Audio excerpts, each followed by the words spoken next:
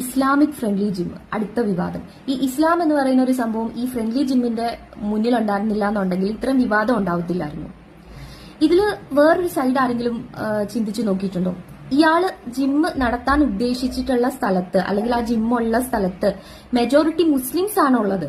അതായത് ഒരു ലൊക്കാലിറ്റിനെ മാത്രം ബേസ് ചെയ്തിട്ടാണ് അയാൾ ഈ ജിമ്മ് തുടങ്ങിയിട്ടുണ്ടായിരുന്നത്. അതിന്റെ അർത്ഥം ഹിന്ദുക്കൾ വരണ്ടാന്നോ ക്രിസ്ത്യാനികൾ വരണ്ടാന്നോ ഒന്നും എവിടെയും അയാൾ പറഞ്ഞിട്ടുമില്ല. അവിടെ വരാതിരിക്കലുമില്ല ആളുകൾക്ക്. അവിടെ ഒരു തരത്തിലുള്ള ആളുകൾക്കും ഒരു തരത്തിലുള്ള റെസ്ട്രിക്ഷൻസും ഇല്ല. ഇത് അയാൾ ഉദ്ദേശിച്ചത് എന്താ വെച്ച് കഴിഞ്ഞാൽ മുസ്ലിംസ് മാത്രമുള്ള ഒരു മുസ്ലിംസ് മെജോറിറ്റി ആയിട്ടുള്ള ഒരു പ്രദേശത്ത് ഒരു ജിമ്മ് തുടങ്ങുമ്പോഴത്തേക്കും ഡെഫിനറ്റ്ലി അയാളുടെ ടാർഗറ്റഡ് കസ്റ്റമേഴ്സ് കൂടുതലും മുസ്ലിംസ് തന്നെ ആയിരിക്കും. അപ്പൊ അയാൾ ആ രീതിയിൽ ആ ലൊക്കാലിറ്റിയിലുള്ള ആളുകൾക്ക് വേണ്ടിയിട്ട് ഒരു വീഡിയോ ഇട്ടപ്പോൾ അത് സർക്കുലേറ്റ് ചെയ്ത് ലോകം മൊത്തം ആയി. അപ്പൊ അതാണ് അതിനകത്തുള്ള കാര്യം. ഇപ്പൊ തൃശ്ശൂര് ഒരു ജിമ്മുള്ള ഒരാൾക്ക് പിന്നെ പാലക്കാടുള്ള ആളുകൾ ഒരിക്കലും ടാർഗറ്റഡ് കസ്റ്റമേഴ്സ് ആയിരിക്കത്തില്ലല്ലോ. ആ ലൊക്കാലിറ്റി എവിടാണോ അവിടെയുള്ള ആളുകളായിരിക്കും അയാളുടെ കസ്റ്റമേഴ്സ് എന്ന് പറയുന്നത്.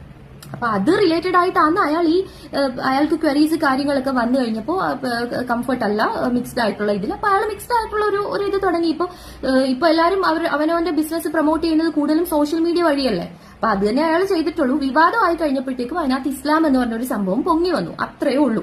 പിന്നെ വേറൊരു കാര്യം പറയാനായിട്ട്, ഒരു ഇസ്ലാമിക് കൺട്രിയിൽ ഞാനും എന്റെ ഫ്രണ്ട്സും മിക്സ്ഡ് ആയിട്ടുള്ള ഒരു ജിമ്മിൽ പോയിട്ടുള്ളതാണ്. ഞങ്ങൾക്ക് വേറെ ലേഡീസ് ഓൺലി ജിമ്മ് അവൈൽ ചെയ്യാനായിട്ടുള്ള ഒരു സാഹചര്യം അവിടെ ഉണ്ടായിരുന്നില്ല. അപ്പൊ ഞങ്ങൾക്ക് ഡെഫിനറ്റ്ലി നിർബന്ധമായിട്ട് ഞങ്ങൾക്ക് ഇത് തന്നെ ഡിപ്പെൻഡ് ചെയ്യേണ്ടതായിട്ട് വരും. ഇപ്പൊ പല സാഹചര്യത്തിലും എന്റെ ഫ്രണ്ട്സും ഞാനും ഇങ്ങനെ നോക്കി നിന്നിട്ടുണ്ട്. കാരണം ഞങ്ങൾക്കൊരു കംഫർട്ട് ഉണ്ടായിരുന്നില്ല, എന്നാൽ ഞങ്ങൾക്ക് ജിമ്മിന് പോവുകയും വേണം. മനസ്സിലായോ? എന്റെ ഫ്രണ്ട്സ് എന്ന് പറയുന്നത് മുസ്ലിംസ് അല്ലായിരുന്നു. ഒരാള് ഹിന്ദുവും ഒരാള് ബുദ്ധിസ്റ്റും ആയിരുന്നു, ഒരാള് ക്രിസ്ത്യാനിയും ആയിരുന്നു. മനസ്സിലായോ? എന്നിട്ട് ഞങ്ങൾ ഇങ്ങനെ നോക്കി, ഓക്കെ ലെറ്റ് ദം ഫിനിഷ്, എന്നിട്ട് നമുക്ക് സ്റ്റാർട്ട് ചെയ്യാന്നുള്ളൊരു ഇതിൽ നമ്മൾ പലപ്പോഴും നോക്കി നിന്നിട്ടുണ്ട്.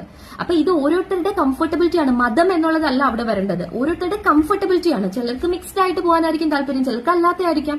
ചിലർക്ക് സൈലന്റ് ആയിട്ടുള്ള അന്തരീക്ഷത്തിൽ നിന്നിട്ടായിരിക്കാം വർക്ക്ഔട്ട് ചെയ്യാൻ താല്പര്യം, ചിലർക്ക് അതല്ലായിരിക്കാം.